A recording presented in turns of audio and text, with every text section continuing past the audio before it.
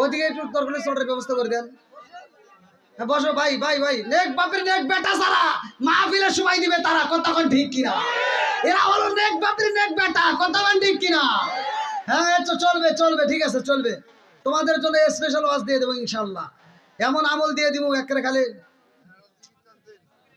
হ্যাঁ ধীরে ধীরে তুমি এটা এইভাবে একটার উপরে আরেকটা বসতে দেখছো,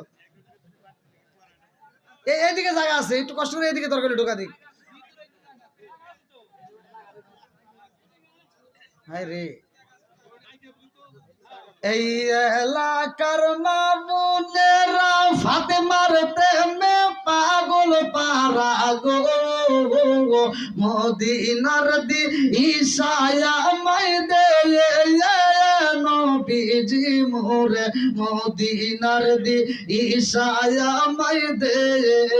টাকা চাই না পয়সা চাই না, হীরা মানিক মুক্তা চাই না গো, টাকা চাই না পয়সা চাই না, হীরা মানিক মুক্তা চাই না গো, মদিনার দি ঈশায়া মাই দে নবীজি মোরে, মদিনার দি ঈশায়া মাই দে।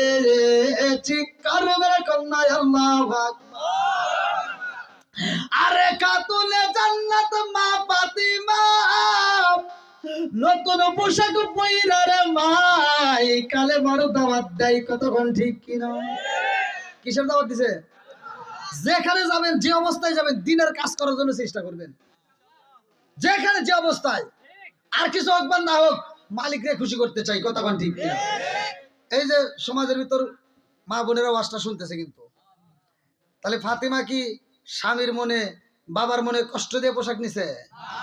তাহলে মা বোনেরা এই ওয়াজটা শোনার পরে যদি আসলে নেক বাপের নেক বেটি হয়, মানে গোডাউন যদি ভালো হয় তাহলে সব ঠিক, ঠিক আছে নি? স্বামীর মনে কষ্ট দেওয়া যাবে না, কতক্ষণ ঠিক কিনা?